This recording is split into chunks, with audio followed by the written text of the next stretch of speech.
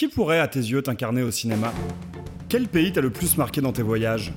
Quel est le vêtement que tu possèdes auquel tu tiens le plus ? Comment gères-tu les conflits ? Quelle chose aimerais-tu effacer de ta mémoire pour la revivre pour la première fois ? Quel est le truc cher le plus inutile que tu aies acheté ? Aléatoire, c'est le podcast qui laisse le choix au hasard et où personne ne sait quelle sera la prochaine question. Dans chaque épisode, j'échange avec une personne, qu'elle soit artiste, sportif, humoriste, acteur ou un congénère podcasteur, qu'elle soit déjà célèbre ou qu'elle gagne à être connue, en lui posant 20 questions piochées au hasard. Je suis Jacques et vous écoutez Aléatoire.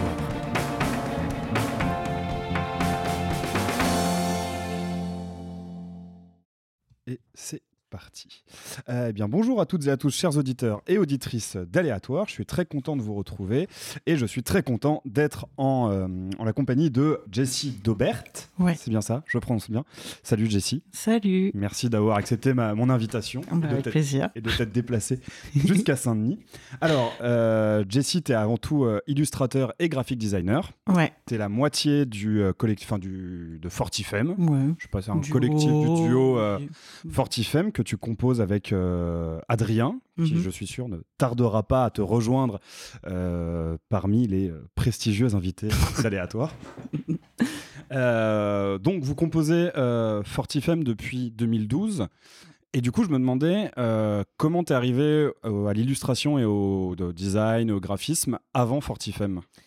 Avant Fortifem, j'étais graphiste indépendant. J'étais basée sur Nantes. Avant ça, oui, voilà, j'avais fait des études. J'ai été aux Beaux-Arts de Caen. J'ai fait après une formation plus graphique.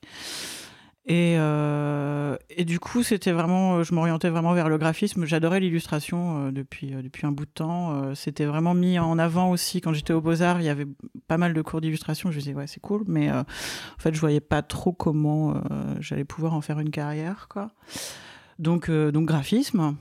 Et puis je suis arrivée à Paris 1 an à peu près avant qu'on commence. Enfin, même pas à peu près en fait. 1 an tout pile, je crois. C'est le hasard, mais Fortifem s'est lancé vraiment 1 an après que j'arrive à Paris, quoi. Enfin, 1 an après notre rencontre avec Adrien. Et puis, lui, il était dans la pub. Il était directeur artistique dans des agences à Paris. Plutôt graphisme, mais web.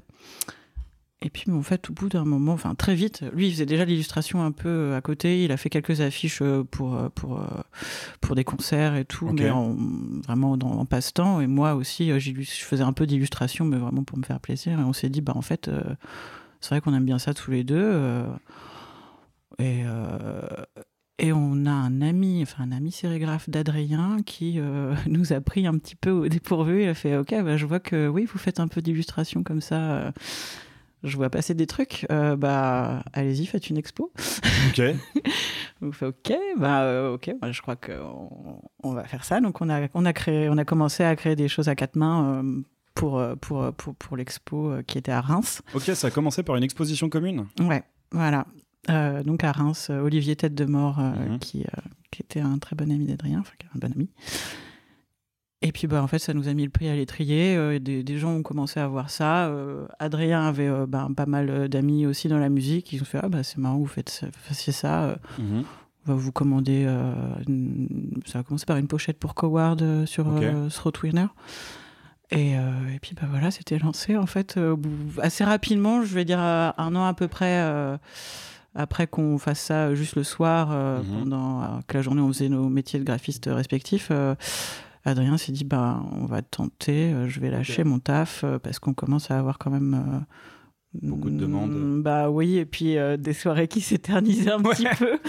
Donc on s'est dit il faut faire un choix, mais ça nous fait quand même bien kiffer, quoi. Donc on le tente, on verra, on peut toujours reprendre autre chose après. Puis en fait ça va faire 11 ans, donc voilà. Oui. Parce que du coup, vous êtes beaucoup influencé par les mondes de la gravure, du tatouage et, il faut bien le dire, du métal. On va en parler. C'est vrai que j'ai noté quelques noms de clients parce que tous les noter, j'avais pas le temps en fait. Pareil pour les noms de groupes, tous les noter, j'avais pas le temps. Donc je sais pas si tu veux commencer par parler des clients ou par parler des groupes. Tu veux dire les clients qui sont pas dans la musique ou, oui, voilà, c'est ça. Ouais. Bah, comme on est rentré vraiment dans la musique, oui, c'est vrai que autant parler des groupes. Parce que du coup, alors, dans les groupes qui peuvent, on va dire, parler aux gens qui ne sont pas de la sphère métal, vous avez quand même bossé pour Rammstein, pour Slipknot, et sinon, à part ça, pour Emperor, pour Trivium, pour Regarde les hommes tombés, pour Alceste, pour Carpenter Brut, donc beaucoup de scènes françaises, beaucoup de métal extrême. Du coup, enfin, vous veniez du métal en fait avant de... Ça, c'était vos univers même avant de commencer à bosser pour ces groupes. Bah, surtout Adrien. Ouais. Adrien très black metal. Moi, c'est vrai que j'écoutais du métal, mais un peu plus... J'étais resté, on va dire, Marilyn Manson, Nine Inch Nails, des choses... Rammstein aussi beaucoup, mais j'étais moins ancrée dans cet univers-là. Et en fait... par contre, c'est surtout le côté visuel qui m'a intéressée dans ces univers-là. Par contre, là, je m'y retrouvais. Effectivement, comme tu disais, gravure, beaucoup. Je suis très dans les univers un peu sombres, noir et blanc et tout. Donc, tout l'esthétisme me parlait. C'est comme ça que je suis rentrée dans la musique. Grâce à Adrien aussi, quoi. Mais voilà, du coup, tout ce qui était visuel pour cet univers-là, oui, ça me parlait et ça me paraissait évident que c'était un bon support que de créer pour ce genre de musique, quoi. Ok, très bien. Et alors du coup, donc le premier groupe pour lequel vous bossez, c'est Coward. Ouais. Ok, ça marche. Et le dernier pour lequel vous avez bossé, c'est qui ? En date, alors celui qui est vraiment dernièrement sorti, ça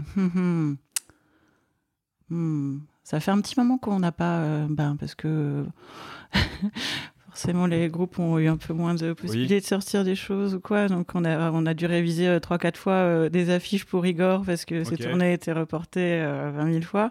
Là, on est en train de faire à l'heure où je te parle. Adrien est sur un sketch pour un nouveau t-shirt pour Emperor, donc voilà. D'accord. Et alors du coup, comment vous bossez ensemble sur un même projet ? Enfin, comment vous divisez le travail ? Comment vous faites rencontrer vos univers ? Ça a été toujours assez organique. On a tous les deux quand même une façon assez distincte de dessiner. Et puis aussi au niveau des sensibilités, des idées, voilà, on peut avoir des choses différentes. Donc généralement, on se répartit vraiment les étapes, aussi un peu suivant le planning. Bien sûr. Mais dès qu'on va avoir une demande, on sait laquelle de nos deux sensibilités va plus aussi se coller au projet. Donc à partir de là, la personne qui imagine un peu plus l'univers va amorcer le sketch. Il va y avoir des échanges entre nous évidemment, mais il y a une personne qui va le prendre plus en charge, et après au niveau de l'illustration, ça peut aussi être l'un ou l'autre, ou les deux des fois, ce qui est oui, ça arrive encore fréquemment, mais c'est vrai que en fait, si on se pose même pas la question. D'accord. On se dit juste ça c'est pour toi ou c'est pour toi, mais il y a pas on va pas faire de Shifumi pour savoir qui prend le projet, quoi. Ok, d'accord. Mais donc il y a des projets qui sont signés Fortifem où il y a qu'une seule main, enfin où il y a deux mains. Oui. Et ça a toujours été une volonté. On a toujours voulu signer sous le même nom. Ok, d'accord. Ce qui crée des quiproquos incroyables pour les autographes. C'est terrible. Non, mais signer tous les deux, on va écrire la même chose en fait. Ouais. Donc...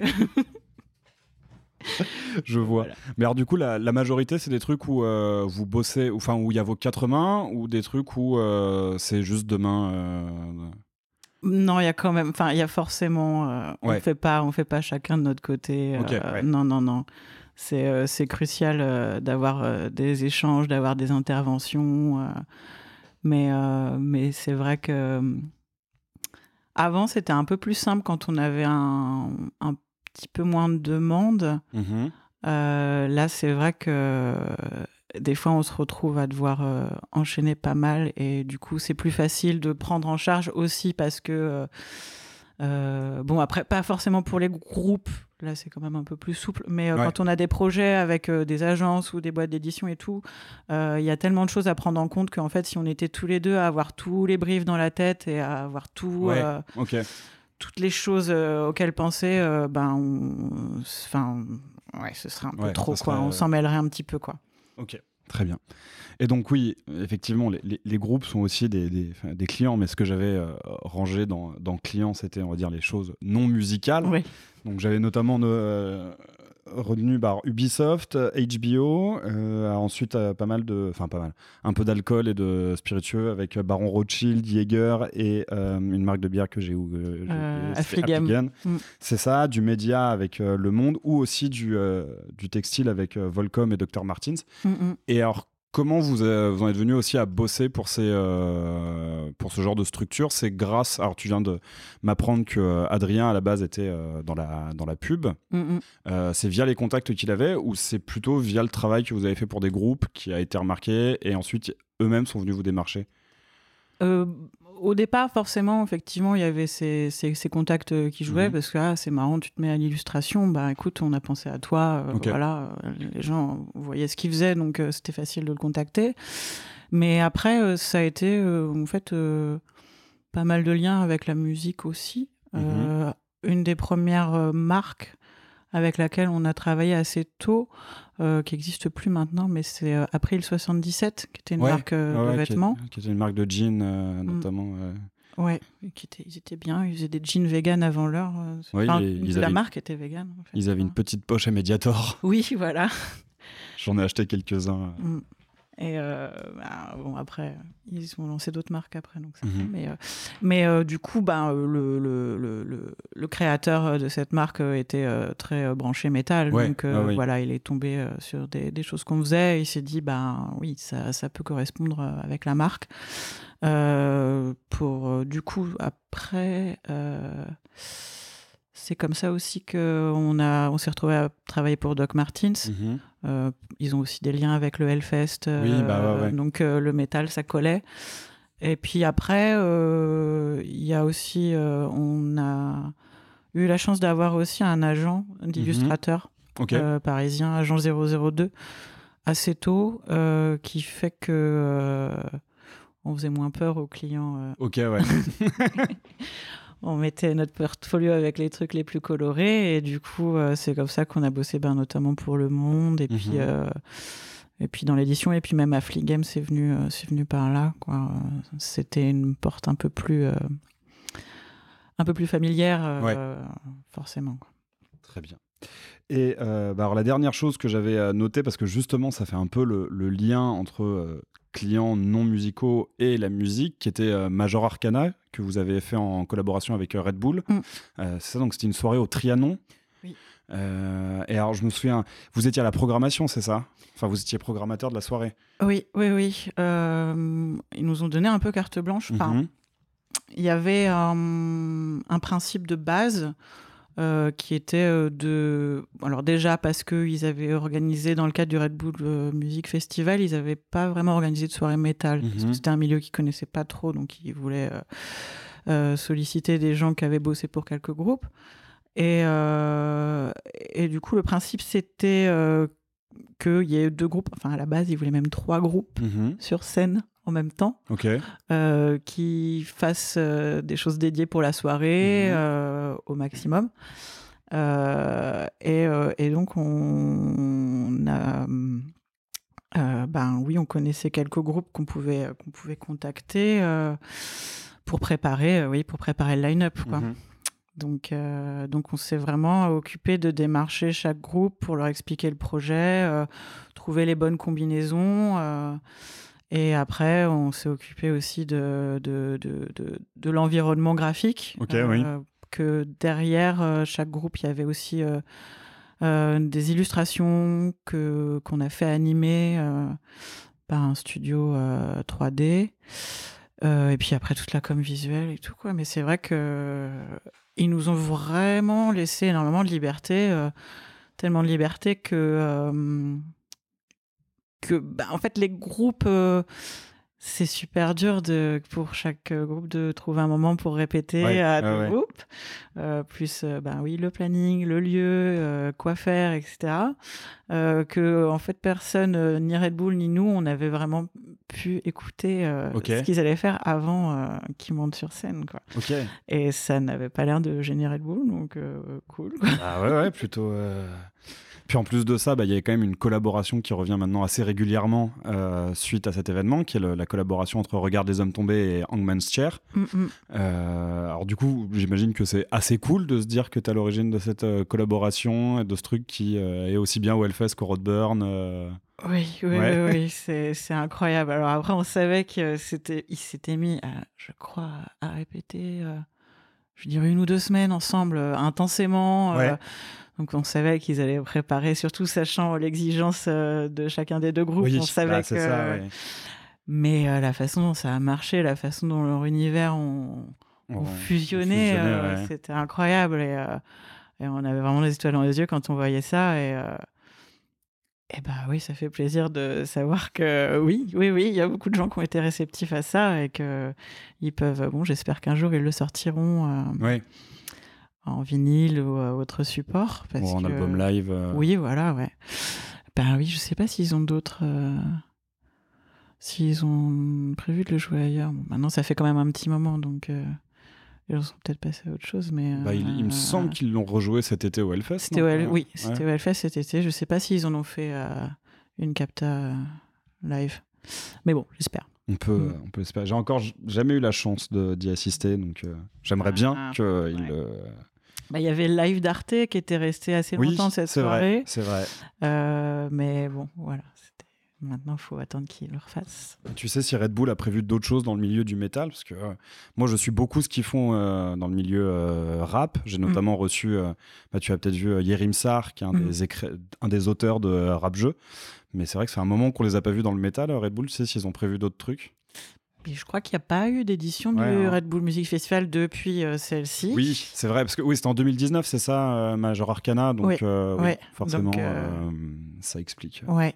Et puis là, j'imagine qu'ils auraient pu cette année. Normalement, c'est en octobre, je crois. Et, donc, je sais pas si ça va continuer, quoi. Très bien. Écoute, est-ce que tu as d'autres choses à ajouter sur ta présentation?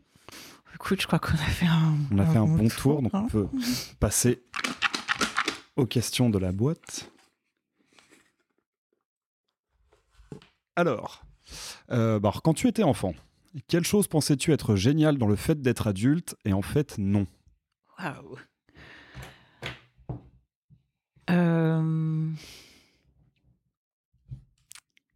Je dirais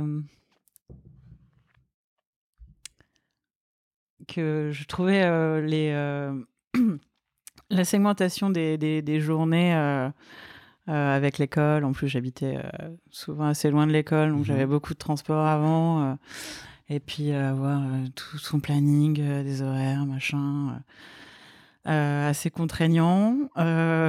Et en fait, être freelance, il n'y a personne pour te segmenter ton planning, aussi bien en flemmardise que trop pousser les heures le soir aussi, quoi.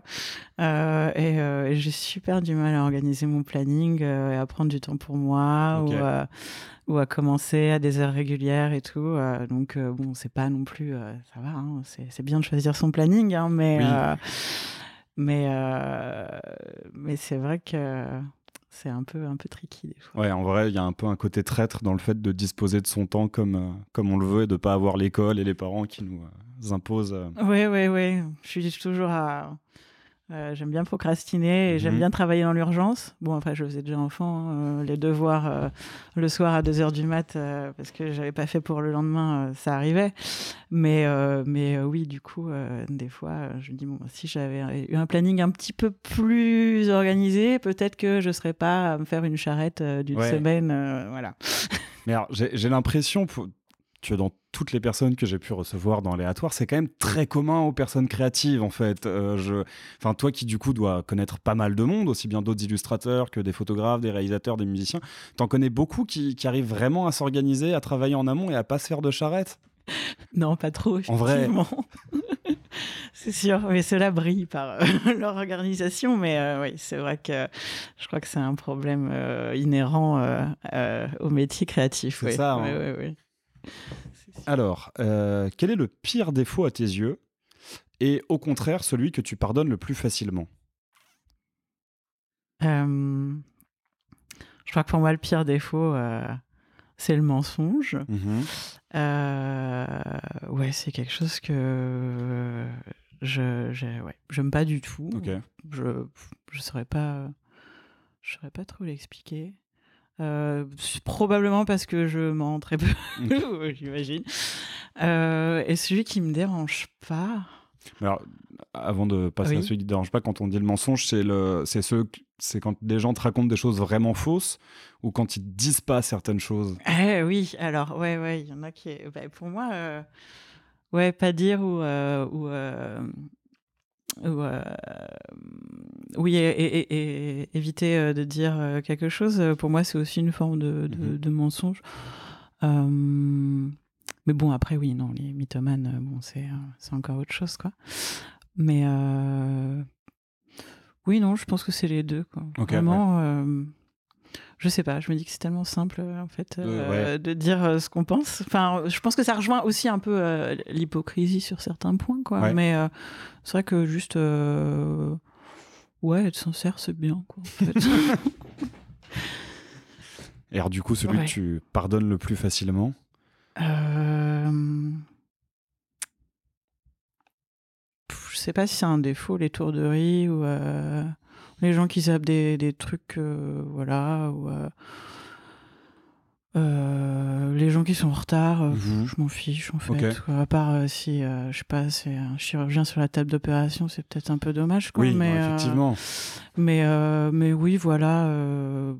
Les gens qui ont d'autres choses à penser ou qui ont des raisons d'être en retard ou quoi, en fait. Okay. Ça va pas m'énerver jamais, quoi. Ouais. Bon, encore une fois, c'est peut-être parce que je suis pas très ponctuelle. Oui. Aussi. Mais c'est la question que j'allais te poser, vu que tu avais dit le mensonge, peut-être parce que je mens pas du tout. Alors, du coup, les tourderies, est-ce que c'est parce que tu es très étourdi toi-même peut-être, ouais. Mais bon, voilà, enfin, c'est sûr que on essaye. La façon dont on se présente, c'est vrai qu'on a tendance à espérer que les autres fassent à peu près bien sûr. pareil. Donc c'est pour ça que je me dis, si je mens pas, bon, ben, voilà. Et par contre, on se trouve facilement des excuses quand on a des défauts. Évidemment. Et ça t'est déjà arrivé de zapper complètement un projet? Ça a dû m'arriver, ouais. Oui. Et de s'en apercevoir des mois après que le mail, en fait, il avait été ouvert peut-être à 22h dans un bar. Ouais. Et tu fais le tri un peu, ou alors d'un coup tu te réveilles en sursaut, tu te dis mince, mais j'ai rêvé ou il n'y avait pas un tel qui nous avait contacté. Et du coup après tu te demandes si c'est pas le mieux de faire comme si tu l'avais pas vu, ou de revenir 4 mois après en faisant pardon. Donc, après, est-ce que faire comme si tu l'avais pas vu, c'est pas une forme de mensonge aussi? Oui. C'est vrai. Si l'honnêteté c'est bien, Oui. C'est pour ça que ça me hante après.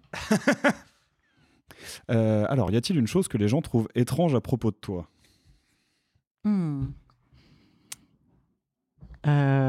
Étrange, je sais pas. Ça dépend des gens. Oui, c'est ça, ouais. Je crois que j'ai la chance de m'entourer de gens qui me trouvent pas étrange, globalement. Mais après, oui, je suis tatouée, ou voilà, j'ai un style un peu qui sort de l'ordinaire, un peu plus quand j'étais jeune, mais bon, voilà, ça m'a valu quelques colibés à l'école ou des regards dans la rue, mais après, étrange plus profondément que l'apparence, je crois pas, non. Okay. Ouais. Non. Oui, non, je réfléchis. Non. Ouais. Du coup, t'étais full goth à l'école? Ouais, j'étais assez tôt, au collège, j'étais petit village, bien goth, punk, cheveux colorés, Et du coup, ouais, ça dénotait un petit peu, quoi. T'as eu beaucoup de paires de New Rock? Et j'ai malheureusement pas eu de paire de New Rock. Mes parents voulaient pas. J'ai eu les Buffalo, les Doc, les Rangers. Voilà, c'était la limite. Et puis beaucoup d'épingles à nourrice. Et des cheveux, des cheveux qui ont pris cher assez vite dans les décos et tout ça, quoi. Donc, ouais, ça dénotait un peu. Ok. Alors, y a-t-il un point commun à tous tes amis? Alors ça, c'est... Je vais pas dire tous, mais alors c'est un truc qui m'épate chaque jour, quasiment. Je crois pas du tout en l'astrologie, enfin en tout cas je m'y intéresse pas spécialement, mais il faut dire qu'il y a un tiers, voire la moitié de mes amis ou des gens que je connais, ou Adrien, un ex également, sont scorpions. Mais juste il y a que des scorpions dans mon entourage. Dès que je vais dès que je vais me dire, mais c'est trop marrant, je m'entends bien avec cette personne, je sais qu'on va devenir amis, puis j'apprends son signe astrologique et ça rate pas, c'est Scorpion, quoi. Ok. Et là encore, récemment, je reprenais contact avec une amie que j'avais connue aux Beaux-Arts, puis j'avais zappé son anniversaire, je vois que c'est là, et voilà, ça me suit. Je ne sais pas pourquoi, mais voilà. Mais beaucoup de tes amis sont scorpions. Ouais, vraiment énormément. Voilà. Mais à côté de ça, l'astrologie est pas... c'est vraiment, c'est le seul truc où je me dis, bon, il y a quand même un truc, quoi. Mais après, je vois pas trop de redondance avec d'autres signes où je vais pas te dire, ah oui, mais oui, c'est super calme parce que t'es vierge ou quoi. Ouais. Et en plus, c'est des scorpions qui n'ont pas forcément de points en commun. Hein, donc, qui sont des caractères très différents, mais voilà, ils sont là, ils sont autour de moi tout le temps. Si l'argent n'avait aucune importance, que ferais-tu dans ta vie? Ou de ta vie? C'est terrible, mais je pense que je ferais à peu près la même chose. Ouais, parce que c'est une passion à la base, de toute façon. Voilà, bon, c'est... je préfère quand même être payé, parce que les gens, ils font, de toute façon, c'est ta passion, donc bon. Ouais. Voilà. Mais non, je pense que j'aurais besoin de faire la même chose. Si après, je pense que je voyagerais plus... et que je me stresserais pas pour rendre certains projets ou quoi, mais je ferais la même chose, j'explorerais juste un peu plus, je pense, certains supports. Ouais. Et puis peut-être t'accepterais moins de projets pour faire des trucs plus perso. Oui, voilà. Ouais, ça oui, c'est sûr. Ouais. Parce que vous avez encore le temps, enfin, je poserai la question à Adrien quand il sera là, mais t'as encore le temps de bosser sur des trucs qui ne viennent ni d'un groupe, ni d'une maison d'édition, ni des trucs purement personnels? Justement, oui, pas trop depuis quelques années là, donc ça se limite au carnet de croquis pour l'instant. Des fois, c'est un peu frustrant, mais je sais que le moment viendra. Et puis après, des projets de commandes différents aussi continuent de nourrir aussi ce que tu as envie de faire par la suite, quoi. Donc, mais oui, c'est sûr que il y a des supports que j'ai envie d'essayer depuis des années et j'ai pas encore pu prendre le temps en fait de le faire. J'aimerais beaucoup faire un peu plus de broderie, de la vraie gravure sur plaque aussi, même des choses en 3D, autant en sculpture que... Enfin, j'aimerais essayer plein de choses. Mais, ouais, en sculpture qu'en animation. Oui, voilà, que sur ordi, quoi. Mais, ah oui, d'accord, pardon. Ouais, les deux, quoi. Je pensais, quand tu disais sculpture, je pensais sculpture en 3D, mais sur ordi, oui. Genre modélisation. Oui. Mais d'accord, ouais, non, sculpture aussi, voilà. plastique. Ouais. Ok. Mais ouais. Quel est le plus beau compliment que l'on t'ait fait?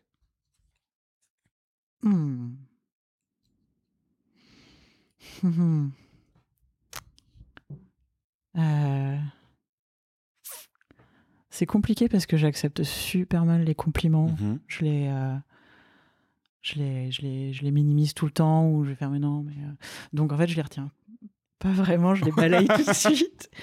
Je sais pas, le plus beau compliment qu'on m'ait fait. Oh là là, je sais pas du tout.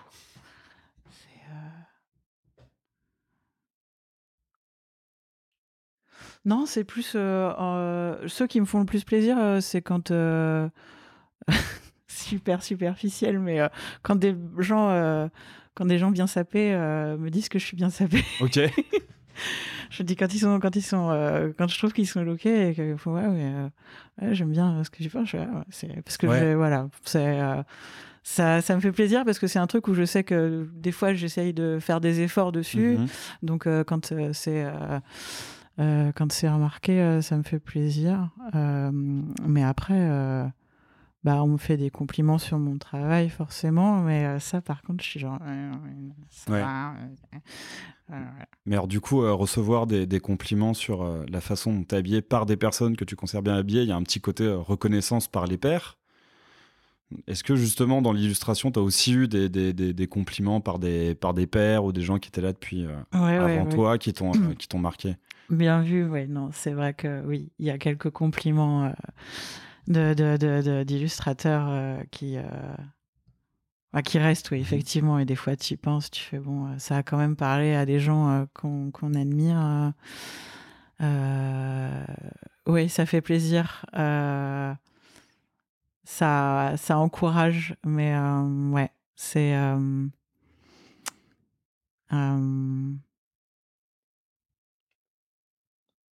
comment dire,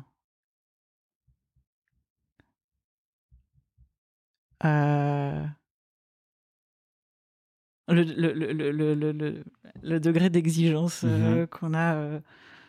Enfin, pour moi, en tout cas, je me dis c'est bien. Maintenant, il faut en rester digne, quoi. Donc, je pense de temps en temps, mais ouais. Okay. Mais ouais. Et du coup, tu saurais nous dire quels sont les illustrateurs qui t'ont le plus marqué, influencé, inspiré, illustrateurs et illustratrices d'ailleurs, qui t'ont le plus marqué, qui t'ont poussé vers ce que tu fais maintenant? Alors moi, un que j'adore, c'est Karmazid. Ok, je vois pas du tout. Il est allemand. Il fait des choses très très noir et blanc, très contrastées. Métal aussi, pas mal de pochettes métal. Après, pas mal de tatoueurs aussi. Il y avait Maxime Bouchy, qui est un tatoueur suisse, qui, enfin, je sais pas, je trouvais que ce qu'il faisait, c'était vraiment très très chouette. Et de nulle part, on se disait qu'on évoluait vraiment dans des mondes assez différents. Et en fait, de nulle part, il est venu nous voir pour nous dire qu'il aimait beaucoup ce qu'on faisait. Ok.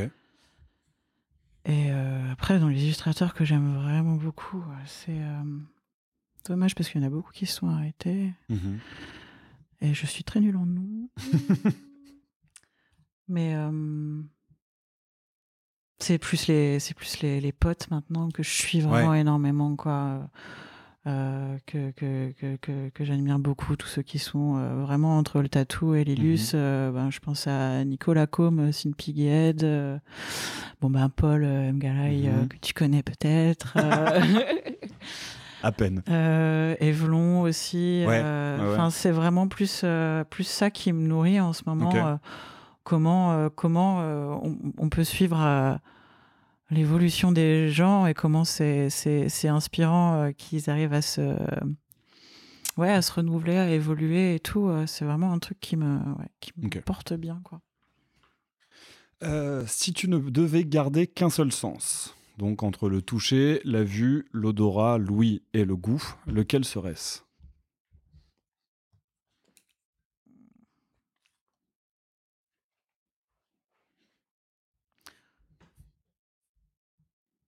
Je serais tentée de dire la vue pour voir encore de belles choses, mais en fait, je pense que non, ce serait l'ouïe quand même, quoi, vraiment. Ouais. Je pense que c'est vraiment... c'est par là que passe beaucoup d'émotions. Bon, forcément, la musique, mais la voix, pouvoir échanger avec les personnes, entendre les bruits des environnements différents. Je pense que si tu... J'aurais encore les souvenirs visuels de pas mal de choses si je le perdais maintenant. Oui, bon, le goût, ça me ferait un peu chier parce que j'adore quand même. J'adore la bonne nourriture, mais ouais, non, Louis, vraiment, ouais, ce serait celui qui me serait le plus utile. Ouais. Qui te manquerait le plus s'il venait à disparaître. J'imagine que toi... non, moi, c'est le toucher. Ah ouais. Ouais. Mais je considère que par le toucher, tu peux communiquer, tu peux entendre par le toucher, tu peux ressentir en fait les sons via le toucher. Et je trouve que ça reste le sens qui est quand même le plus utile, même si on s'en rend pas forcément compte, pour se débrouiller dans la vie. Enfin, pour avancer dans la vie. Je trouve que vraiment tu vois, je pense que si je garde l'ouïe, mais que j'ai plus le toucher, je peux plus jouer de la guitare parce que je sais plus comment, même si je peux quand même l'attraper et faire les mouvements. Je pense que beaucoup de savoir si le mouvement tu l'exécutes bien passe par le toucher. Alors que je pense que sans l'ouïe, mais avec le toucher, je peux quand même me démerder pour jouer de la guitare ou. Après, j'allais dire, avec le toucher, je peux continuer à cuisiner. Quel est l'intérêt de cuisiner si j'ai plus le goût? Bon, c'est vrai que c'est assez limité. Hein. Je peux cuisiner pour les autres. Oui, voilà, je peux cuisiner pour les autres. Mais ouais, non, c'est le toucher. Je pense que... Ouais. T'as déjà essayé de jouer en te bouchant complètement les oreilles? J'ai jamais essayé de jouer en me bouchant complètement les oreilles. C'est pas bête. Faudrait que je tente. Mais ouais, non, je pense que le toucher reste le plus utile. Ce qui est marrant, c'est que personne ne m'a jamais répondu l'odorat, ce qui montre à quel point ce sens est flingué chez l'homme. Mais en même temps, à quoi ça sert à part si t'as marché dans... Oui. Et puis j'ai l'impression que même c'était extrêmement pénible et dur à vivre pour les personnes qui en ont été privées avec le Covid. Mais qu'en soi, ça alternait pas non plus énormément de choses dans leur vie. Alors je pense qu'effectivement, la vue, l'ouïe ou le toucher, ça doit bien te... Bah ouais, voilà, il y a plus de choses qui reposent dessus quand même, je pense. Alors je pense que je connais la réponse à cette question. Tu vas me dire... Enfin, je vais voir. Si tu pouvais te réincarner dans un animal. Alors, je pense que tu penses au requin. Oui. Ouais, ça peut être cool après, parce que oui, j'adore les requins. Après, est-ce que c'est la meilleure vie? Je sais pas. Je sais pas. Je pense pas que ce soit le méga fun de vivre dans les océans actuellement. C'est vrai. Je pense que j'ai pas envie de finir sur un rafio avec la nageoire coupée. Donc peut-être miser sur un animal un peu plus pépax. Je sais pas. Ouais, puis les chats, c'est cool, mais bon, c'est un peu aléatoire aussi, parce que ça dépend où tu tombes. Ouais, mais t'as quand même plus de chances de te retrouver vraiment, vraiment au sommet de la chaîne alimentaire en étant un chat. Donc, je pense à un petit oiseau dans la forêt amazonienne, bon, même si c'est pas non plus le plus calme. En termes de sécurité, c'est pas... Ouais, bon, c'était un oiseau qui est un peu haut dans les branches et tout. Tu vois la forêt en permanence. T'es là à chercher tes moustiques. Si t'es assez haut, bon, t'as peut-être 2-3 serpents qui t'emmerdent, mais voilà. Okay. Ouais, ça a l'air sympa. L'oiseau dans les arbres. L'oiseau tropical, ouais. Un oiseau tropical. Alors du coup, tu disais que t'aimais beaucoup les requins, et c'est vrai que ton pseudo sur Twitter évoque les requins. Mais t'as un requin préféré? Le requin baleine, ouais. Le requin baleine, c'est magnifique. Et puis il y a ce requin, je sais plus comment il s'appelle, qui vit en solitaire vers le pôle Nord, enfin dans les eaux très très froides, qui vit plus d'une centaine d'années, qui est complètement aveugle et qui est juste là, qui est juste énorme et là. Oui, alors non, c'est pas le requin lutin. Non. Qui lui aussi est assez solitaire. Ouais. Et lui aussi peut vivre très très longtemps. Mais je crois que je vois. J'ai pas le nom non plus qui me revient. Je sais chercherai. plus, je vais pas dire le requin ermite, mais ça doit être un truc un peu dans le genre, ils ont dû l'appeler. Et puis non, les requins mako aussi, parce qu'ils sont trop mignons, quoi. Alors, c'est ceux qui sont pas très gros et qui ont des très gros yeux, qui sont tout fins, là. Ils sont trop mignons, voilà. Mais je les aime tous, hein, les requins, si vous m'écoutez. Je vous aime tous. Oui, fais attention, j'ai une grosse communauté de requins parmi mes auditeurs et auditrices, donc il s'agirait de pas les froisser. Ouais, quand même. Alors, si tu pouvais garder jusqu'à 90 ans le corps ou l'esprit de tes 30 ans, lequel des deux choisirais-tu ?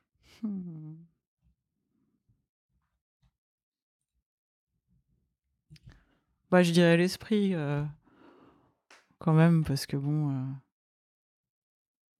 Je pense que j'ai envie d'apprendre en permanence dans la vie, en fait, et donc autant profiter jusqu'au plus tard possible pour découvrir des choses. Après, c'est vrai que l'âge avançant, tu te sens que tu dégrades un peu vite, quoi. Bon, mais bon, voilà, je pense que non, ouais, l'esprit, quoi. Ouais. Puis voilà. Maintenant, enfin ouais, pouvoir lire, pouvoir observer des choses, pouvoir expérimenter des choses, ouais, vachement plus avec l'esprit, je pense. Ouais. Parce que c'est un truc que tu penses pouvoir perdre à un moment ? L'esprit ? Ouais. Bah, on sait jamais. Hein. Oui, toi. Tu sais, ouais. Ouais. Non, je pense. Enfin. Oui, ça peut arriver. Après, j'ai pas. Dans ma famille, ils sont tous restés en, je crois, assez bonne santé jusqu'à un certain âge. Mais oui, ça peut arriver. Je sais pas. Toi, tu... Non, c'est vrai que moi, j'ai tendance à répondre le corps. Ouais. Parce que je me dis, le corps, c'est sûr qu'il va se désagréger. Alors que l'esprit, on a vu des gens de 90 ans qui étaient encore très, très fins, très curieux, genre de choses. Ouais. Donc c'est un peu un coup de poker, mais moi je joue le coup de poker. Je me dis, vas-y, on va partir sur le corps parce que. D'accord, en misant que l'esprit, de toute façon, ça va aller, on n'a jamais vu de quelqu'un de 90 ans avoir le corps de quelqu'un de 30 ans. Par contre, des gens avec l'esprit de 30 ans. Très tactique, waouh. Toujours. Ouais, bien joué. Penses-tu être de bons conseils ? Oui, je pense. Je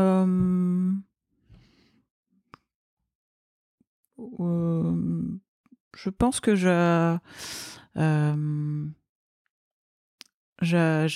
pense que j'arrive à...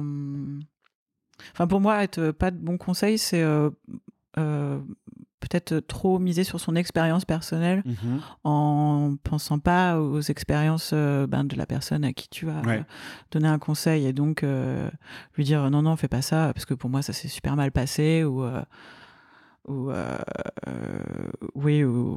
quelque chose que tu trouves vraiment nul, dire oui, non, tu serais idiot, quoi. Mais oui, enfin, juste partir du principe que les expériences de chacun sont différentes, et du coup, je pense que oui, j'essaye de plus le faire en fonction de ce que la personne me dit. Donc, je me dis que ça doit... Voilà. Après, je sais pas. Hein, le problème, c'est qu'il faut voir si le conseil a aidé, quoi. Bon, je sais que certains ont aidé, donc c'est déjà ça. Voilà, j'ai pas suivi, j'ai pas traqué tous mes conseils, quoi. Mais ouais, il y a 2-3 trucs que j'ai dit à des gens, ça les a aidés, donc ça fait plaisir. Voilà. Ok. Tu t'es pas fait de tableau Excel pour suivre l'évolution de tes... Mais BA... C'est ça. Alors, j'aime bien celle-ci, elle sort pas souvent. Quel titre donnerais-tu à ton autobiographie ? Waouh, c'est méga dur. Je sais pas, je mettrais mon arrobase Twitter. Comme ça, les gens ils diront ah bah oui, c'est son autobiographie. Non, je sais pas, un truc plus solennel, je sais pas en fait. Non, je pense pas. Justement, je mettrais pas un truc trop élaboré. Après, est-ce qu'il faudrait quoi, un résumé? Sinon, j'en sais rien. Non, vraiment. En gros, c'est un peu quelle épitaphe tu donnerais de ton vivant, en fait. Bah ouais, mais bon, ça dépend quand est-ce que tu l'écris aussi. Non, je sais pas, j'aurais pas de résumé. Tu vois. Si je mourais maintenant, là, je sais pas ce que j'écrirais sur ma tombe, quoi. Enfin, c'est un peu... Ça ressemble un peu à ça. Ça quoi. ressemble à ça. Ouais, c'est une autre façon de le formuler, effectivement. Ouais. Non, j'ai pas de motto ou de conclusion, quoi. Ok. Si, Ah, quand même. Non, il y a une phrase que j'adore. D'ailleurs, c'est le seul t-shirt à texte. Enfin, Ok. je dis t-shirt parce qu'on va le faire en t-shirt, mais on l'a fait qu'en tote bag pour l'instant. C'est une phrase, bon, c'est pas du tout eux qui l'ont à la base, je sais plus c'est qui, c'est un poète. Mais c'est le groupe Scooter. Alors, Scooter, le groupe allemand de techno. de rave, ouais. très bien. Qui, à un moment dans un morceau, le chanteur avec sa magnifique voix, H.P. Baxter, incroyable homme, dit... Ses magnifiques cheveux aussi. Oui, un look indémodable. Qui dit It's nice to be important, but it's more important to be nice. Oh. Bon, en plus, il le dit avec ça. Oui, incroyable. avec son côté très fédérateur. Ouais. Et vous avez déjà bossé pour Scooter? Non, alors je sais pas, bizarrement, je sais pas si nos univers se mêleraient tant que ça, tu vois. Je sais pas, on peut toujours demander. On a bien réussi à travailler pour Rammstein. Hein, oui.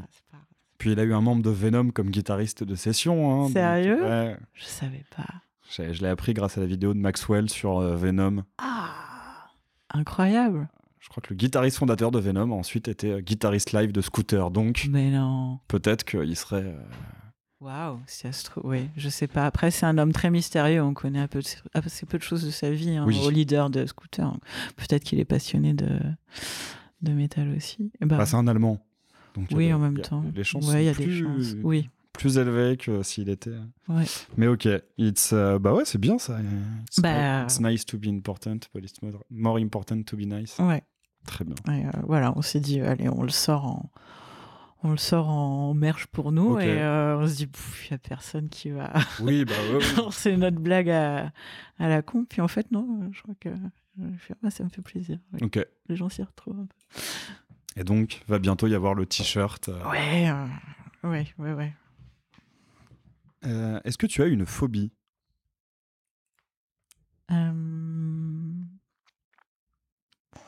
Bah, très lambda, mais enfin, je l'avais pas vraiment avant, et de plus en plus, j'ai le vertige, en fait. Ok.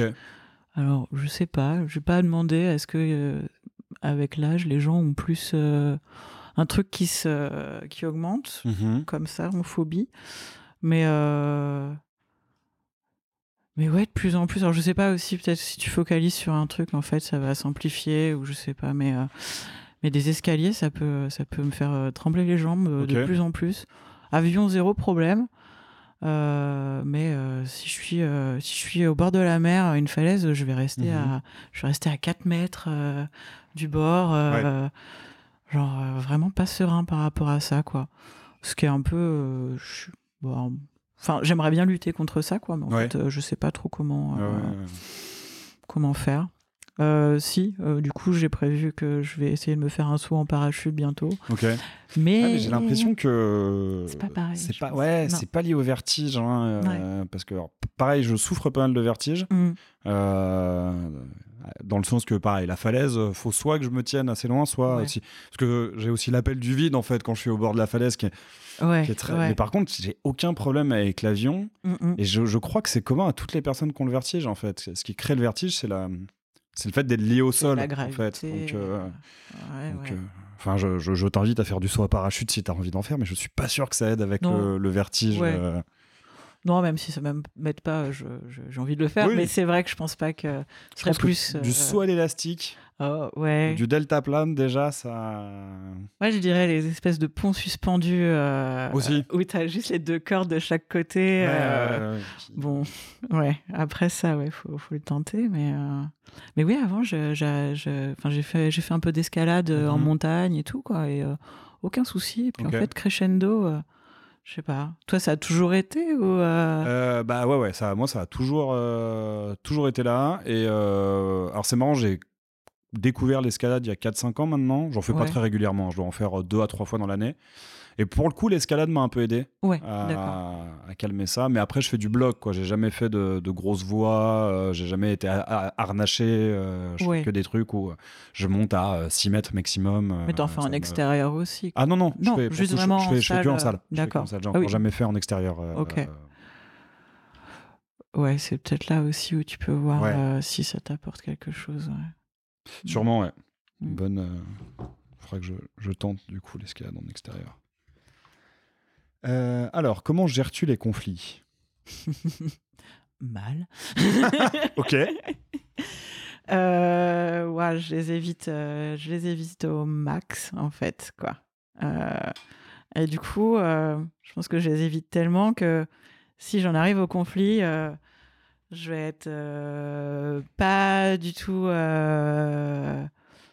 posé, pas agressif non plus, mais un peu cash, quoi. Ou sur la défensive, quoi. Donc j'y travaille, quoi. Mais c'est vrai que faut c'est pas bien d'éviter les conflits quand même, en fait. C'est pas terrible sur le long terme. Faut gérer, faut ouvrir le robinet lentement et voilà. Donc ouais, non, j'évite les conflits. Je suis plus du genre à ghoster, ce qui est pas bien. Okay. Ah oui. Ce qui effectivement peut aggraver le conflit jusqu'au moment où il est inévitable. Voilà. Donc, sauf si la personne en face ghost aussi. Oui. Non, c'est bon. 2 petits fantômes, salut. C'est bon. Mais ouais, non. Qu'est-ce que tu aimes le plus physiquement chez toi?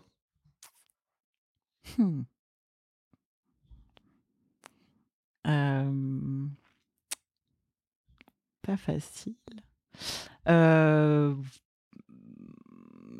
Du coup, oui, je pense qu'on peut dire. Voilà, du coup, je peux dire que oui, je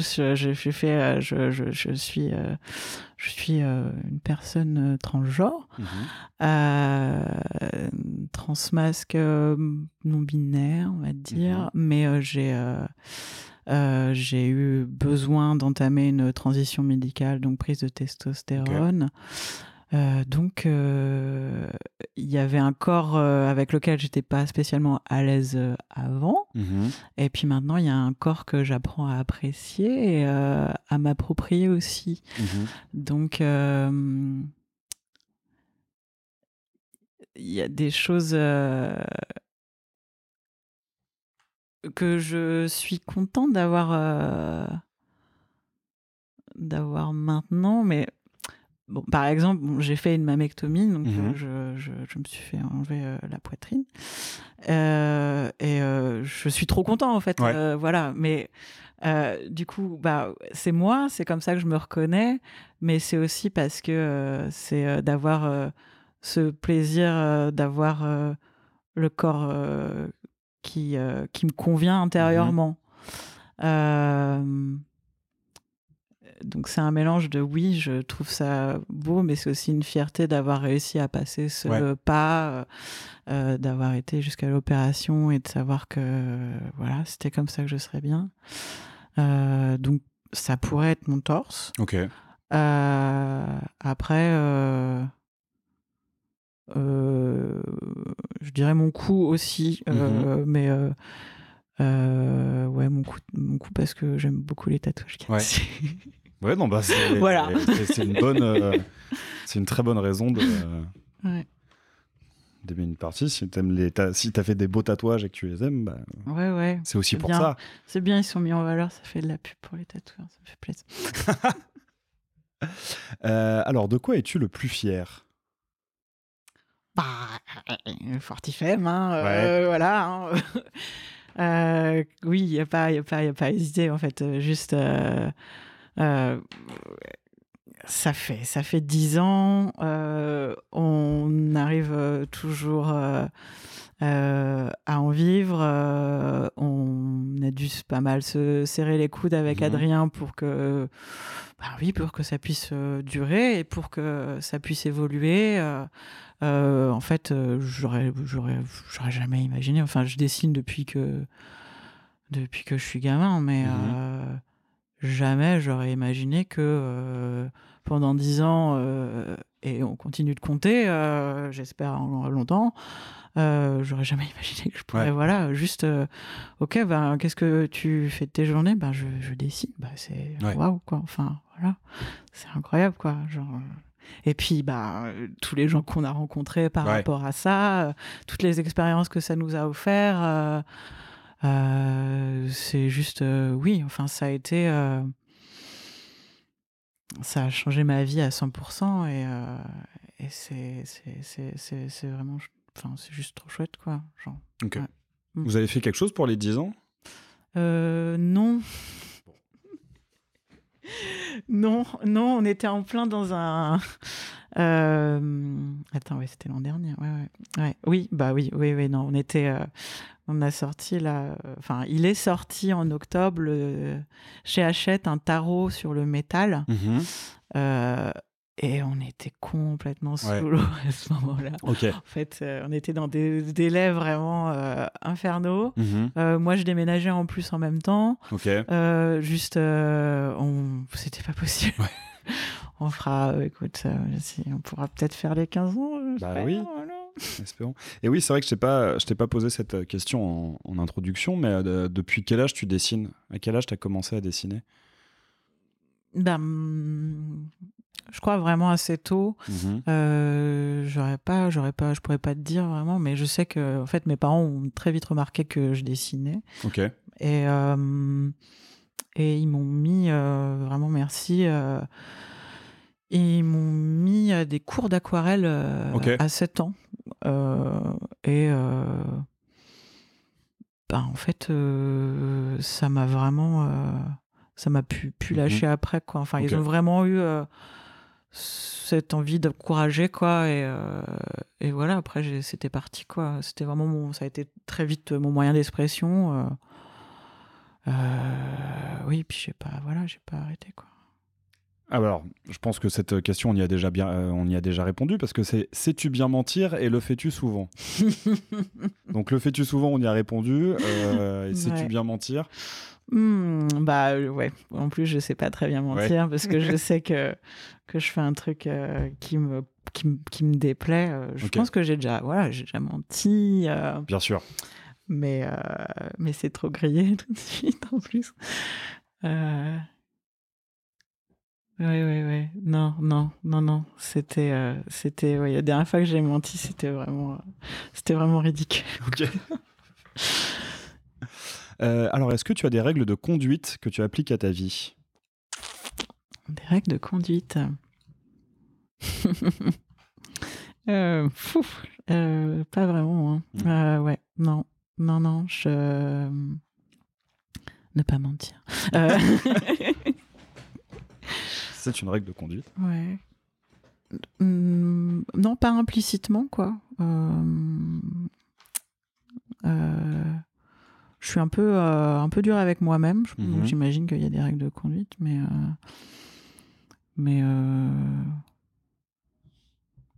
en même temps, je suis assez excessif aussi. Donc en fait, les règles que je me mets, finalement... Non, j'ai plus... J'aimerais bien m'en mettre plus, en fait, quoi. Ok. Ouais. J'aimerais bien... j'aimerais bien...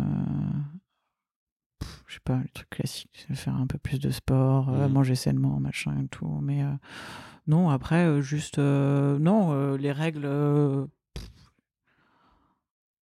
je sais pas, toujours... dans le travail, par exemple, on veut vraiment, absolument... traiter n'importe quel client de la même façon et y mettre la même assiduité. Ça, c'est une règle, c'est vraiment formé dans le travail. Petit gros groupe, petit projet, moyen projet. Oui, voilà, ouais. Vraiment, juste si on accepte un projet, on y mettra la même énergie, point, quoi. Et après, toujours, si tu as possibilité d'aider les autres, en fait, essaye de le faire, quoi. Voilà. Mais je sais pas, je pense que c'est des choses juste. Ouais, non, quand même, ça reste des règles de conduite. Ouais, je sais pas si c'est des règles, quoi, Oui. tu vois. Genre, je sais pas, t'as des règles de conduite? Pareil, est-ce qu'elles sont aussi... Ouais, je sais pas, de toujours faire en sorte, et je dis pas que je réussis à chaque fois, hein, mais de toujours faire en sorte d'être bienveillant, je pense. Un peu dans le genre. Ouais. Mais il y a encore plein de fois où j'y arrive, enfin, où je le suis pas et où je peux... mais d'essayer de l'être le plus, chaque fois le plus possible. Je pense que... Et ouais, j'aime bien me dire ce truc que si je commence à me dire que je suis une bonne personne, c'est que c'est foutu, je le suis plus. Donc toujours, ouais, je pense que ma règle de conduite, c'est de toujours faire en sorte d'être une bonne personne, mais de pas considérer que je le suis.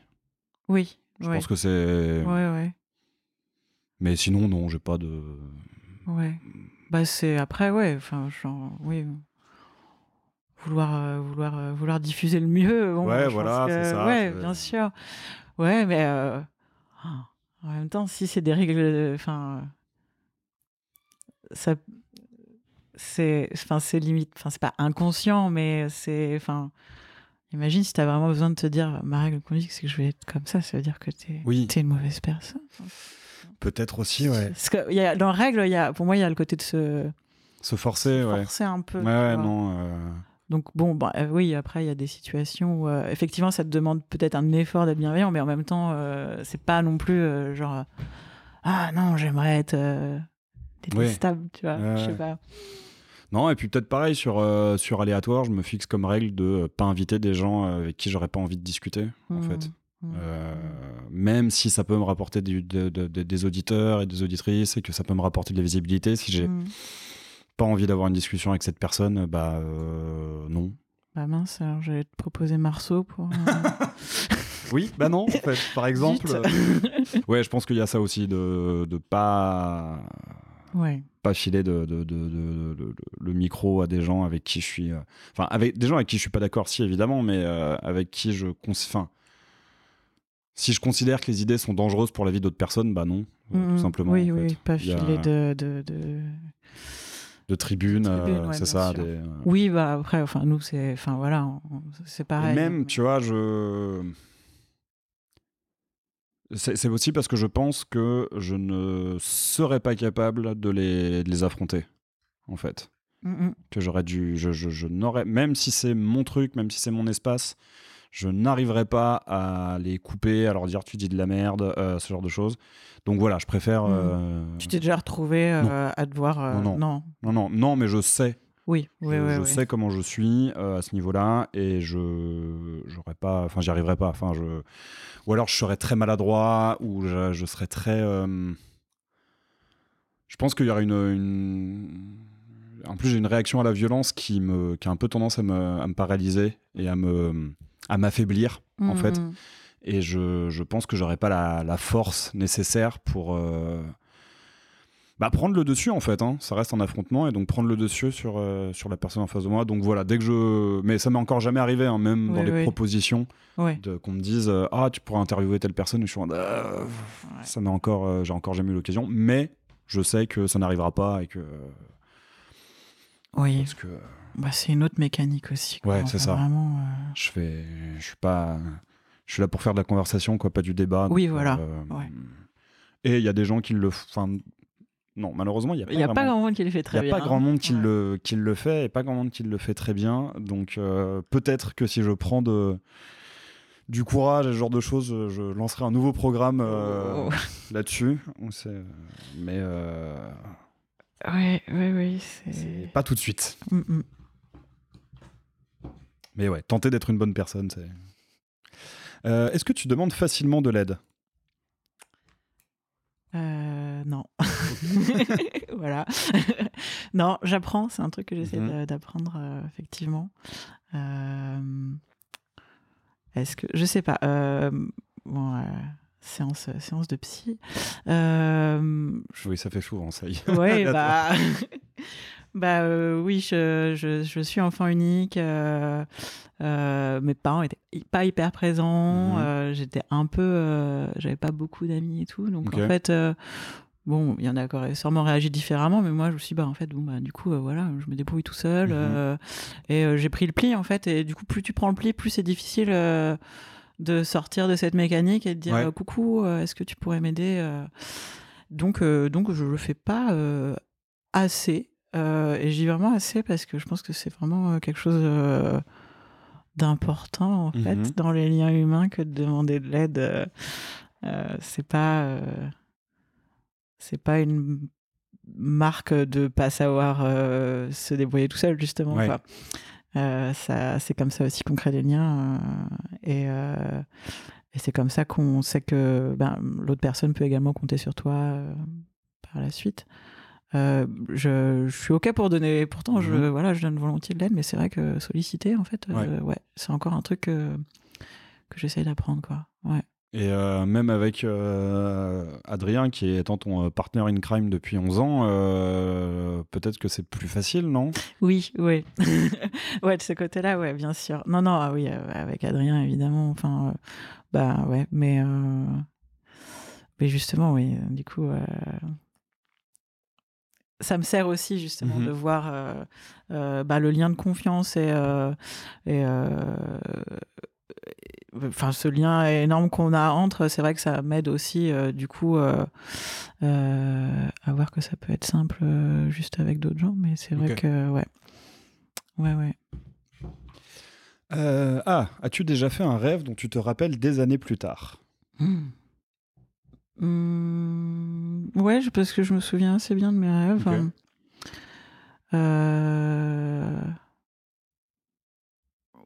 Celui qui m'a marqué, il est méga glauque.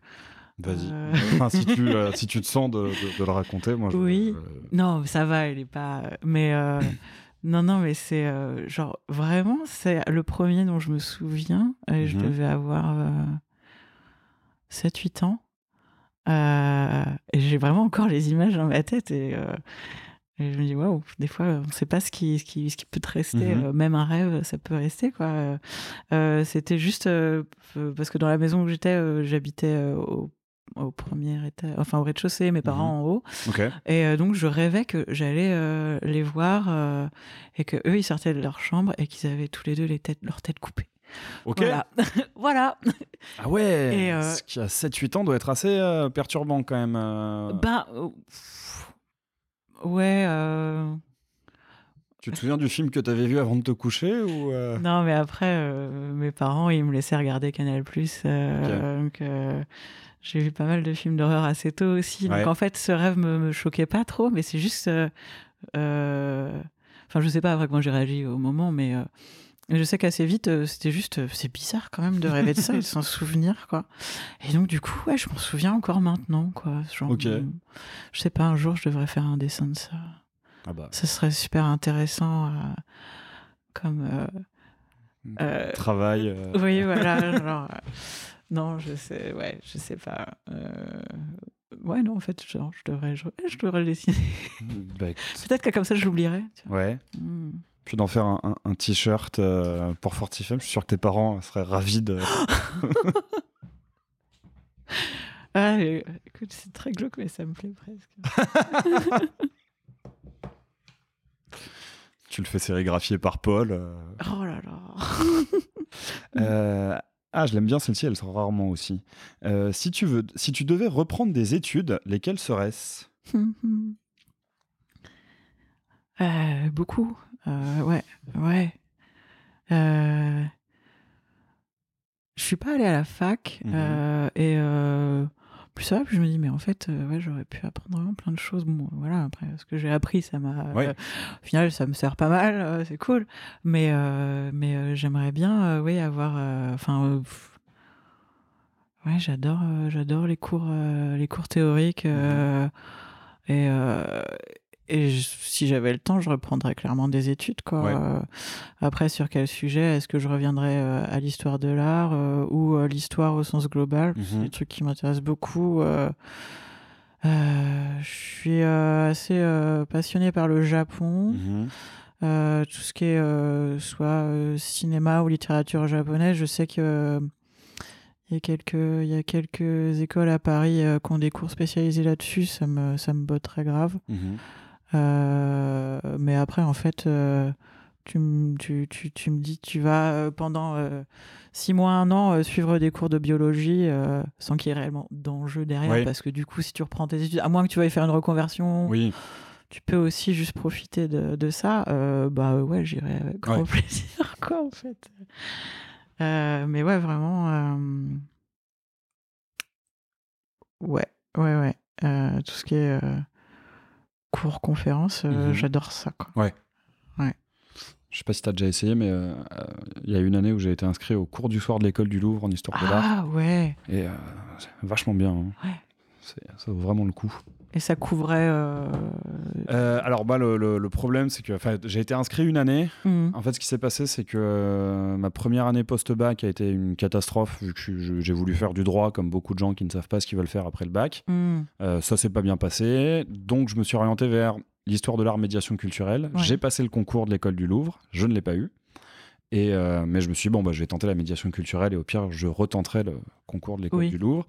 Et ma mère, à ce moment-là, était libre le jeudi après-midi et donc le jeudi en début de soirée. Et elle nous avait inscrits tous les deux au cours du soir de l'histoire du Louvre pour qu'on y aille ensemble.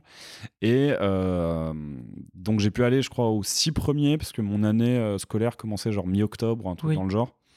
Mais en fait très vite j'ai plus pu y aller parce que j'avais des cours qui finissaient trop tard, mais ma mère a continué d'y aller. Et alors, en tout cas on démarrait de vraiment loin, on démarrait genre des peintures rupestres dans les grottes et des sculptures et oui, c'est vrai que quand je m'étais arrêté au bout de 6 semaines, on était déjà à l'Antiquité chinoise, je crois, donc oui, ça avait l'air d'être assez... on était parti pour tout couvrir. C'est ça, quoi. Ok. De laquelle de tes mauvaises habitudes as-tu le plus de mal à te défaire ? Bah écoute, on va revenir je crois que c'était la première question. De pas avoir de planning. Ouais. De pas cadrer.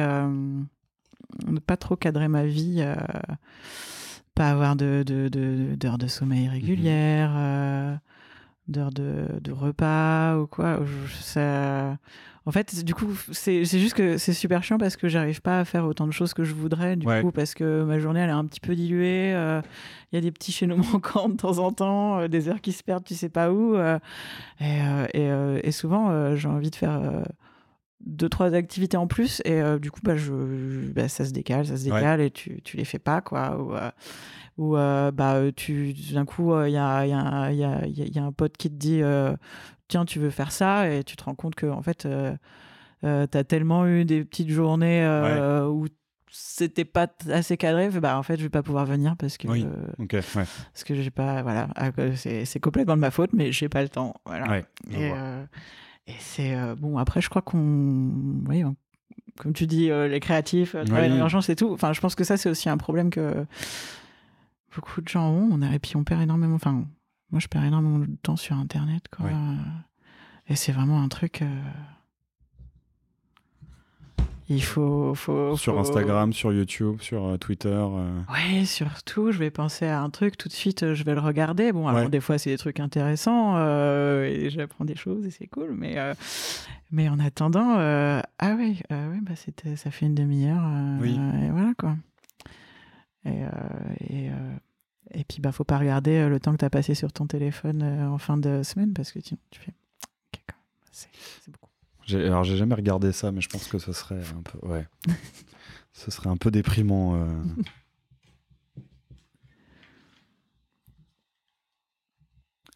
Tu peux faire voter n'importe quelle loi, laquelle choisirais-tu ? La dissolution du gouvernement. Je sais pas, on se débarrasse de tout ça, c'est bon, quoi. Du coup, non, après, voilà, dans des lois qui pourraient être utiles aux gens. n'importe quelle loi, forcément, je suis très concernée par tout ce qui est droit LGBT. Je penserais que, juste parce que ça coince la PMA pour vraiment tout le monde, autant toutes les femmes et puis les hommes trans aussi, quoi. Enfin, juste, voilà. Ça me paraît déjà bien. Ouais, voilà. Ok. Et alors, la dernière que je tire, je vais en retirer une quand même. Mais pleures-tu facilement? Waouh. Ouais, méga facilement, ouais. Ouais. J'adore pleurer. Ça fait du bien. Oui. Ouais, franchement, ça détend. Oui, je pleure. Je me suis retrouvée à pleurer devant des trailers. Tu vois, Ah oui. Donc, je me dis, ouais, quand même. Ouais, donc oui. Tu m'as dit, tu m'as dit en arrivant que tu avais commencé à écouter l'épisode avec Camille Laurent. Je sais pas si tu es arrivé au moment où on parle du fait de pleurer et on dit que pleurer, c'est vomir des émotions par les yeux. Ah oui, non, oui. Ah, mais t'en avais pas fait le titre? Si, c'est pas un des titres, c'est une des. Oui, mais oui, si. Oui. C'est une des.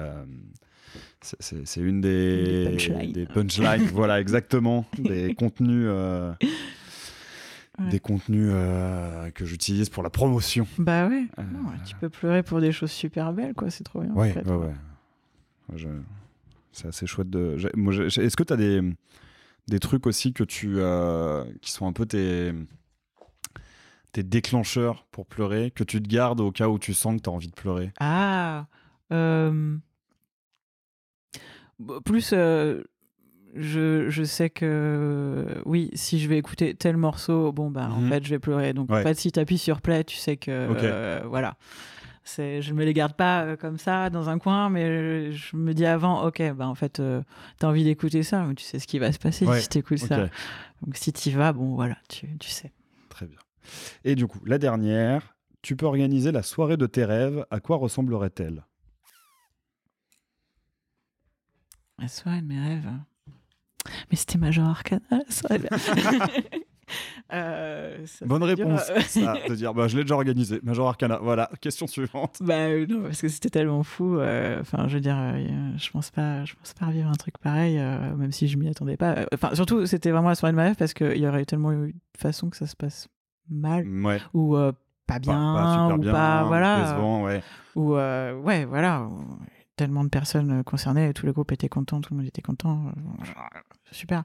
Après, non, plus pour moi, soirée de mes rêves, c'est tout con. Tu me mets dans un karaoké à Tokyo, et puis on est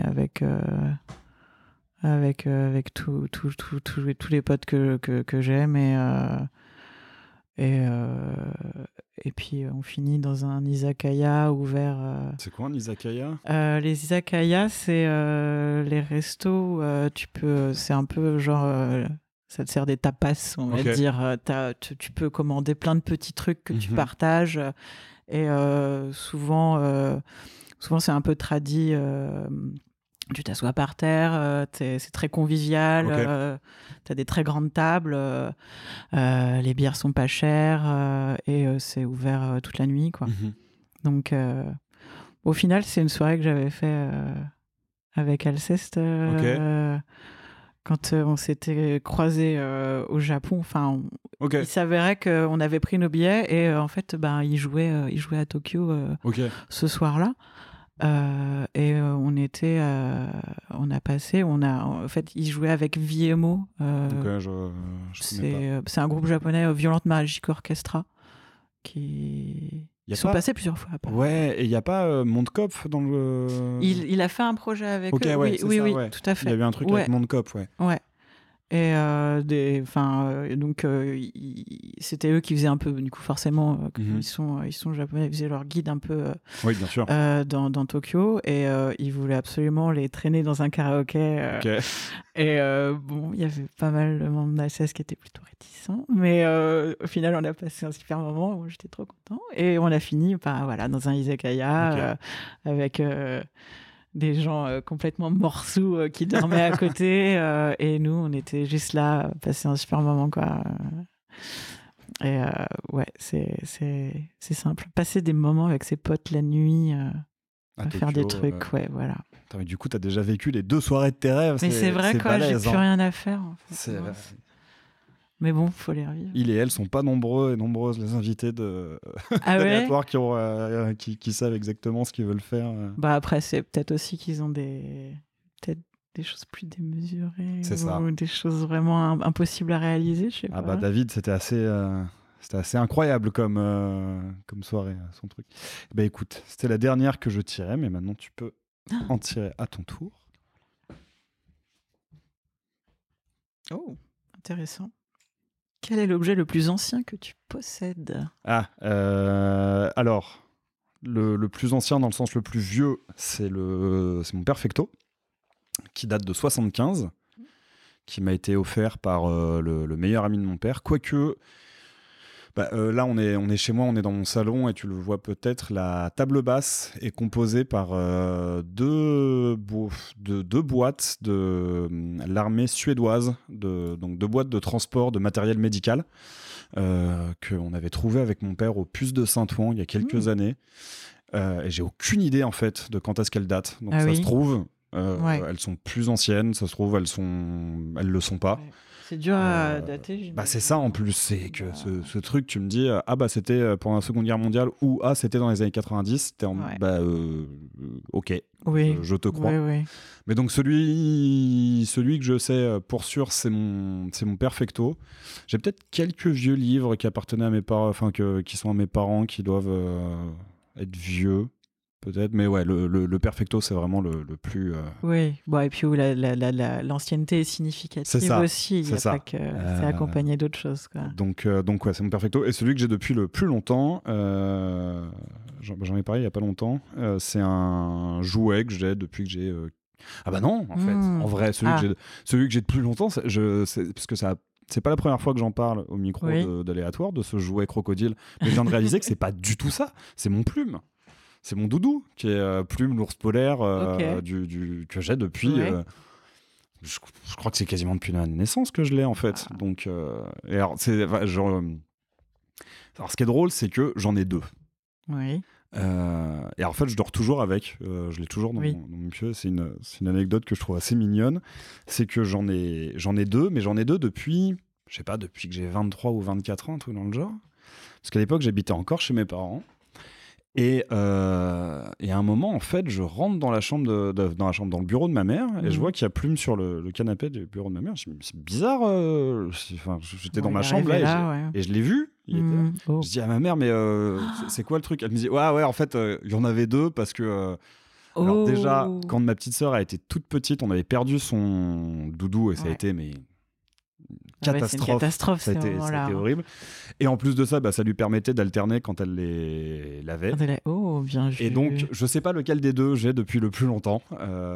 Du coup, maintenant, t'as les 2. Mais maintenant, j'ai les 2. Il y en a un qui est resté chez mes parents et un qui est ici à Saint-Denis. Et ils sont avec moi. Du coup en même état. Non, il y en a un qui est un peu plus, usé. Donc, il y a des chances. Quel est l'OG Il y a des chances que ce soit lui, l'OG. Et en fait, ça m'a fait me souvenir aussi d'un truc qui était qu'à une époque, j'avais coupé des poils avec des ciseaux. Et que parfois je me faisais la réflexion, mais c'est marrant, les poils ils ont repoussé là où je. Et en fait, je pense que j'étais non, mais en fait il y en avait 2, donc elle a alterné, donc ouais, ça doit être ça. Celui que j'ai depuis le plus longtemps dans ma vie, c'est Plume. C'est mon Plume, et pas le jouet crocodile. Désolé, je ne vous ai pas menti, j'avais juste oublié. Mais du coup, c'est Plume et Plume ou... C'est Plume et Plume. Ah oui, c'est Plume et Plume. D'accord. Et voilà, donc de la série Plume, l'ours polaire. Et toi, t'as des trucs particulièrement vieux dans tes.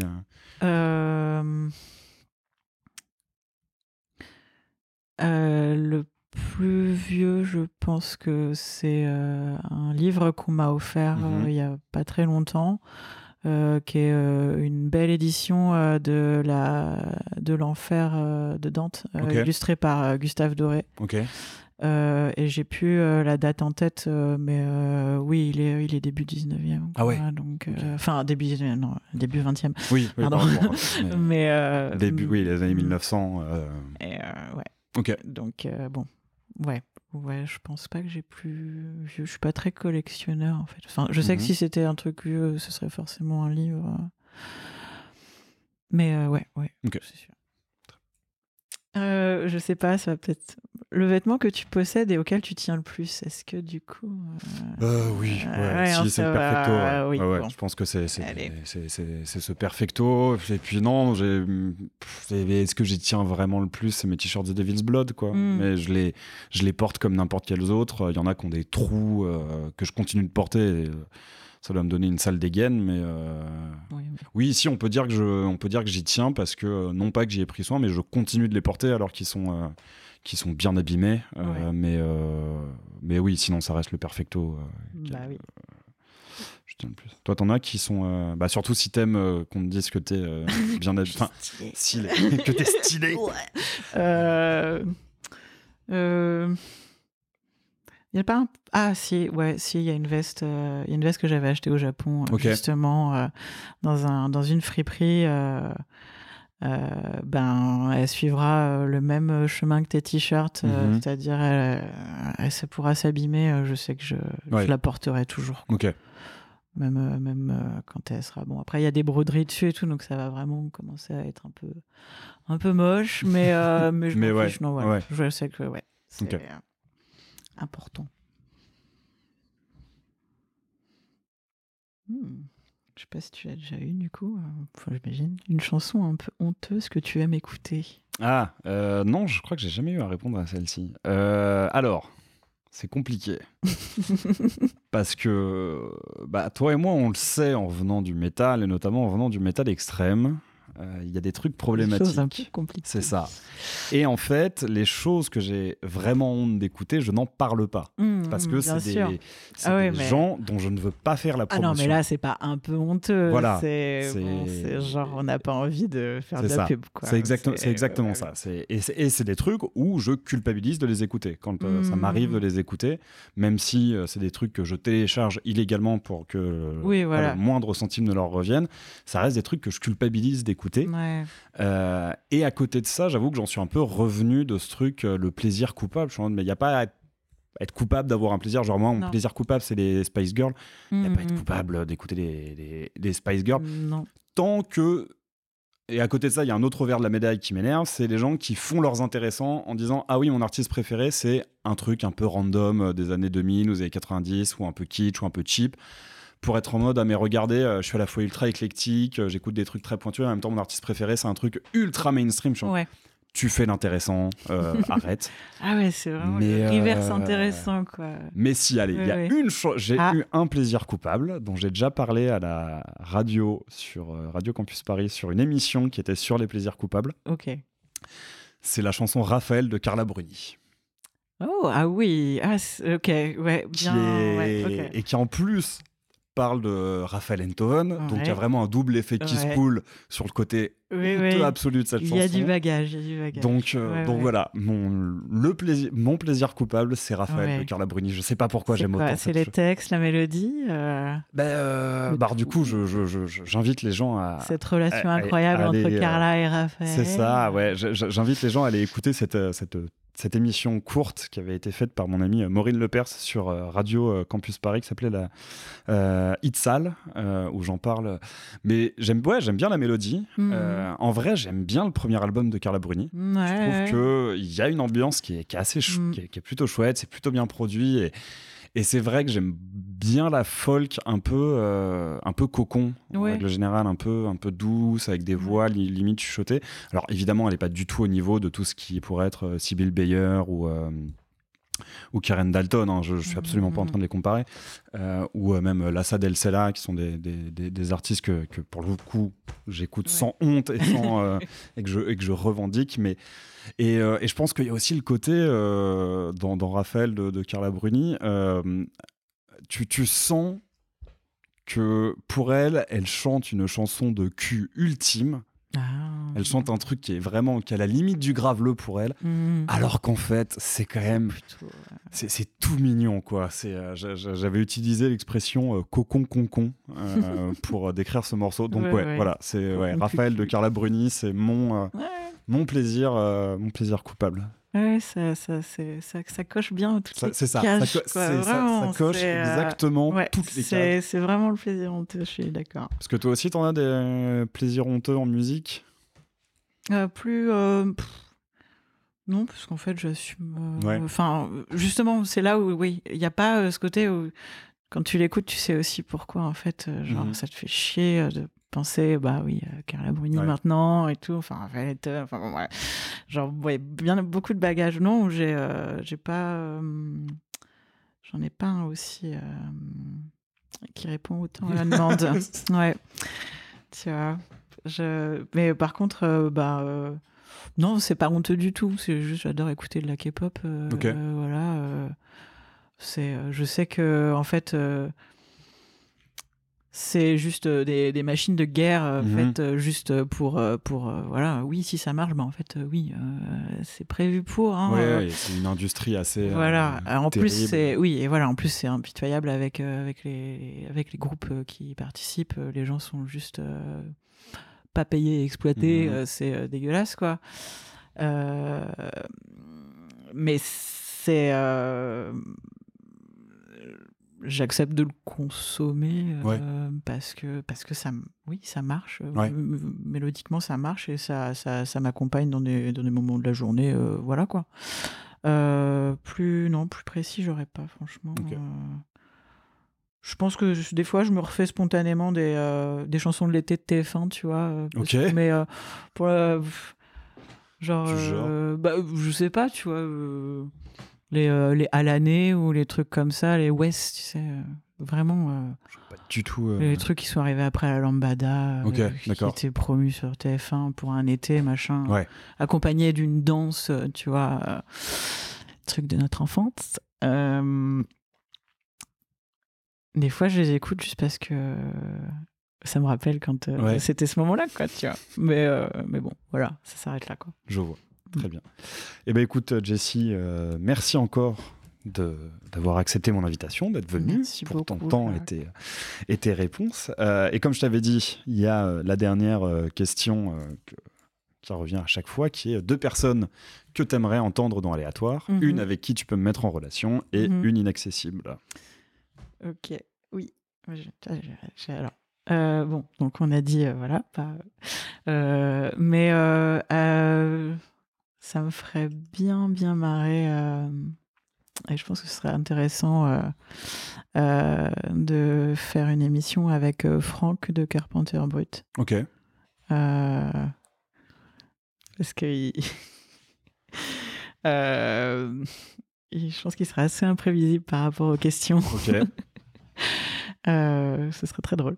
Ouais, et très intéressant. Très bien. Et puis, il s'exprime pas beaucoup, en fait, aussi. Donc, j'aimerais vraiment beaucoup que ça se fasse. Après, inaccessible... J'ai pas trop réfléchi. Allez, Étienne Dao. Ok. Je sais même pas si c'est inaccessible, en fait. Non, mais inaccessible, j'entends par là que t'as pas de numéro de téléphone, tu peux pas lancer une conversation entre nous trois pour tu vois. Donc si c'est Étienne Dao, en plus j'ai beaucoup écouté Étienne Dao quand j'étais gamin, donc ça pourrait être. Ça continue d'être très très bien ce qu'il fait en plus. Et puis bon du coup ça ferait une excuse pour écouter sa voix qui est juste. Oui, c'est ça aussi. Une des voix les plus reposante du monde. Qui est très c'est vrai que ça ferait un épisode très agréable. Voilà, ça ferait de la ASMR limite. C'est ça, ouais. Bon. Eh ben écoute, on va essayer d'avoir Étienne Dao. Encore une fois, merci. Où est-ce qu'on peut quel est le meilleur moyen de suivre et de suivre ton travail? Donc c'est Fortifem, F-O-R-T. Oui, bon, attends. TIFM. C'est surtout, on va dire, sur Instagram, un peu sur Twitter aussi. Et puis voilà, moi je suis Sharknato sur Twitter également. C'est là que je suis plus actif. Très bien. Tant que tant qu'on peut. Oui, tant que Twitter... tant que Twitter est encore pas trop... tant que Twitter existe et pas trop, et pas trop une place toxique, effectivement. Et très bien. Et puis quant à vous, chers auditeurs et auditrices, vous pouvez toujours retrouver Aléatoire sur Instagram et sur Twitter. Sur Twitter, il ne se passe rien. Donc allez directement sur Instagram avec le @aléatoire_S et je vous dis au prochain épisode. Salut! Merci d'avoir écouté Aléatoire. J'espère que cet épisode vous aura au choix ému, fait rire, appris des choses ou les trois en même temps. Si vous voulez soutenir le podcast, vous pouvez en parler autour de vous, le partager sur vos réseaux ou encore lui donner 5 étoiles sur la plateforme d'écoute de votre choix.